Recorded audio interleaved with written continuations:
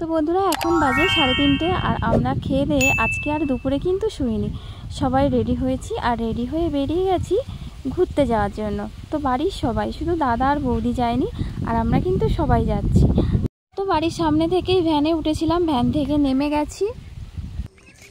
বন্ধুরা দেখুন কি সমস্যায় পড়েছি।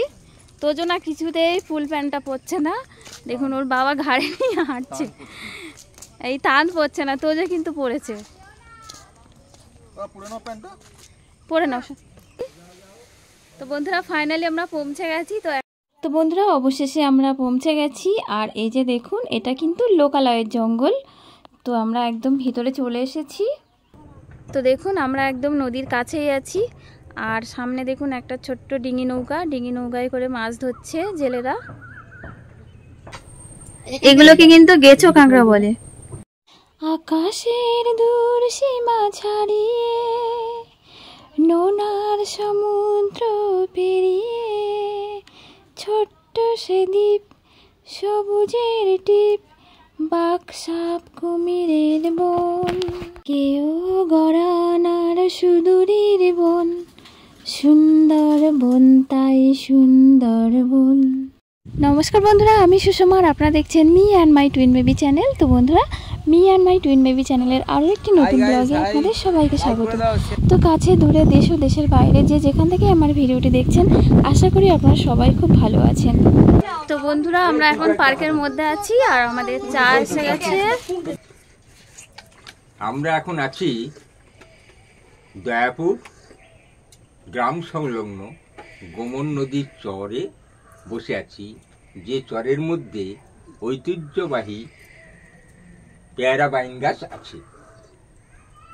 তো এই পেয়ারা বাইন গাছের একটা ঐতিহ্য আছে, দয়াপুর নামকরণ একটা ঐতিহ্য আছে, আবার গোমন নদীরও একটা ঐতিহ্য আছে। দয়াপুর নামটা অনেকেই বুঝতে পেরেছে আকারে, যখন চিড়িয়াখানায়, আলিপুর চিড়িয়াখানায় যখন একটা বাঘের নামকরণ করা হয়েছিল দয়ারাম, সেই বাঘটা এই দয়াপুর থেকে ধরা হয়েছিল বলে বাঘের নামকরণ করা হয়েছিল দয়ারাম। আচ্ছা। আর এই যে গোমন নদী, এই নদীটার একটা আবাদের সময় যখন আবাদ করা হয়েছিল 1903 সাল থেকে 1908 সাল পর্যন্ত, গোমন নদীর ওপারে উত্তর ভাগের অংশ আবাদ হয়েছিল। গোমন নদীর দক্ষিণ ভাগের আবাদ হয়েছিল 1909 সাল থেকে। তো সেই সময়ে নদীটা চওড়া কম ছিল, ওপার থেকে আবাদি মানুষরা এপারে আবাদ করার জন্য খেয়া পার হয়ে আসতে হতো। এই আসতে গিয়ে একটা খেয়া পার হতো। এই খেয়াটা গোমর সর্দার তখন খেয়া দিতেন।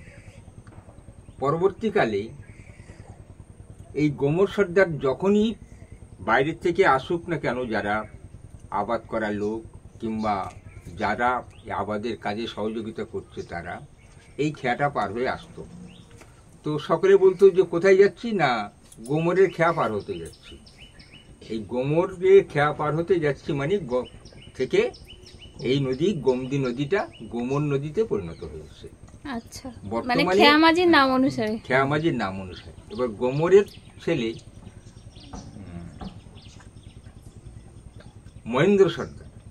মহেন্দ্র সর্দার বহুদিন এখানে খেয়া দিয়েছে।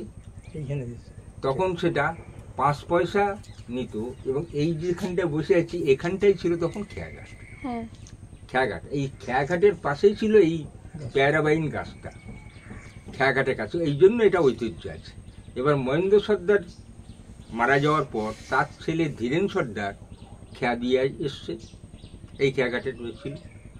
ধীরেন সর্দার মারা যাওয়ার পর তার ছেলে টেনা সর্দার বর্তমানে খেয়া দিচ্ছে। তার মানে গোমর সর্দার, মহেন্দ্র সর্দার, ধীরেন সর্দার, এখন টেনা সর্দার আছে। এবার এই মহেন্দ্র সর্দার যখন ছিল, সেই সময় মহেন্দ্র খেয়া পার হতে গেলে এই গাছটার ধার দিয়ে আমাদের পার করতো। খেয়াঘাটটা এখানে ছিল। আচ্ছা, দেখি গাছটা আপনাদের দেখাই। হ্যাঁ, এই গাছটা হচ্ছে সেই হিসেবে গাছটা 100 বছর পেরিয়ে গেছে গাছের বয়সটা, এবং আমরা গাছের উপরে আছি ঠিক, কিন্তু গাছের চারদিকে গুড়ি চলে গেছে। গাছটাকে কোনো স্পর্শ না করে আমাদের এই ছাদটা বানানো হয়েছে। গাছের কোনো ক্ষতি করা হয়নি। হ্যাঁ, এই হচ্ছে এখানকার ঐতিহ্য। বর্তমানে টেগোর সোসাইটি ফর রুরাল ডেভেলপমেন্টের পক্ষ থেকে এখানে 5 বিঘা জায়গাতে একটা ম্যানগ্রোভ,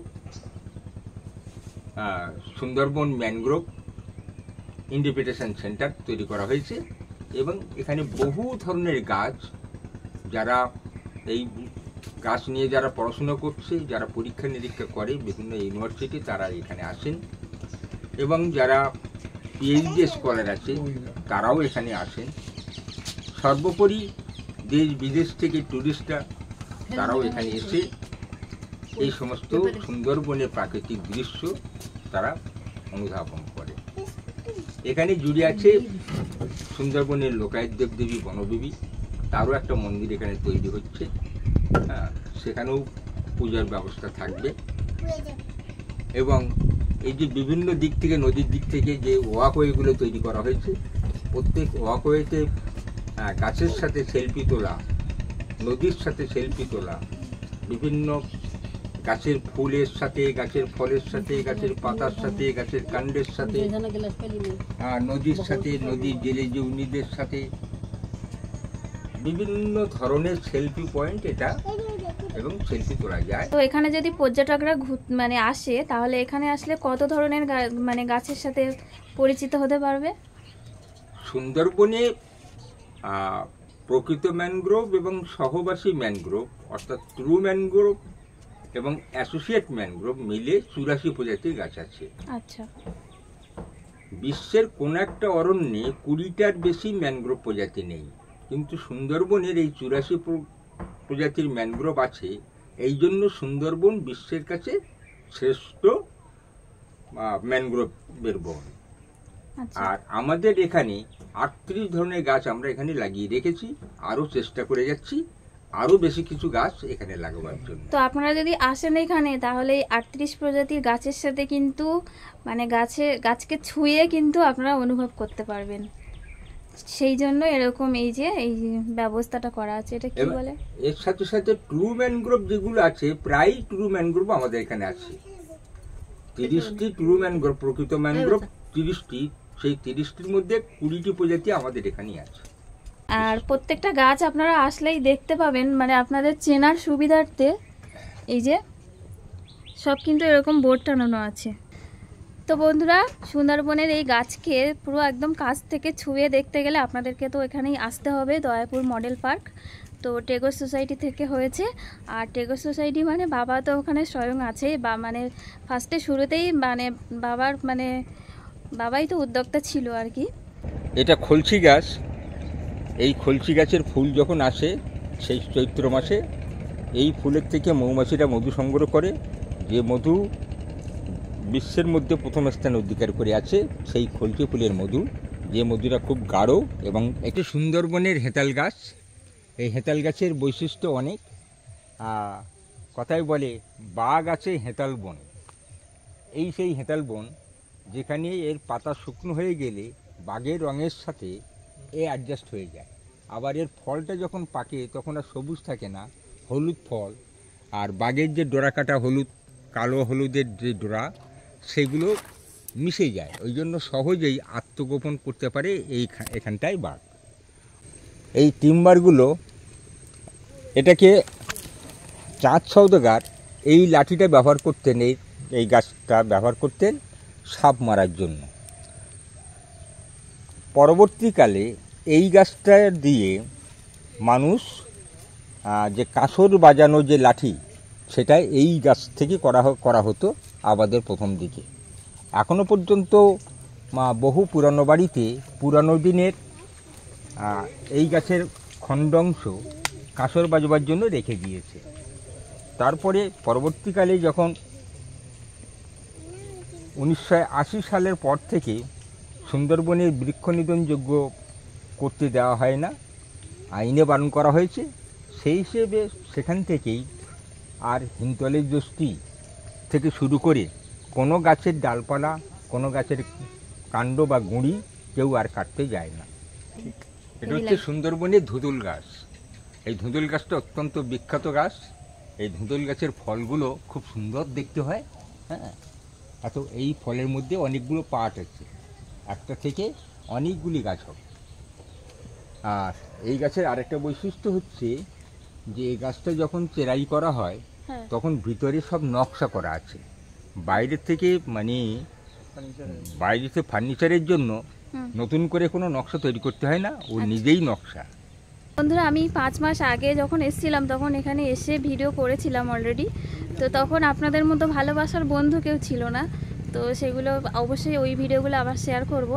আর এইখানটা দেখুন, যেখানে হেতাল গাছটা আছে এখানে এই যে বসার যে বেঞ্চগুলো হয়েছে, এখানে বাবাকে তখন আমি বলছিলাম যে এইখানটা যদি এরকম বসার জায়গা থাকতো বেশ ভালো হতো, বসে বসে চা খাওয়া, গল্প করা। তো দেখুন এখানে কিন্তু সেই বেঞ্চগুলো করে নিয়েছে। তো এখনও কাজ চলছে, কাজ করছে। তো বন্ধুরা, আজকের ব্লগে আর বেশি কিছু দেখাতে পারলাম না, কয়েকটা গাছের সাথেই শুধু পরিচয় করালাম। তার কারণ আকাশে কালো মেঘ জমেছে, আমাদেরকে ফিরতে হবে। আর এখন যা অবস্থা, বৃষ্টি হলেই বাজ পড়ছে, তো সেই জন্য আমরা বাড়িতে ফিরছি। আর এই যে দেখুন, আবার আমরা ভ্যানে উঠে গেছি, আর এই যে নদীর রাস্তা দিয়ে আমরা বাড়ি ফিরছি। আর এই রাস্তা দিয়ে এটাই আমাদের যাওয়া আসার রাস্তা, এটাই কিন্তু মেন রোড।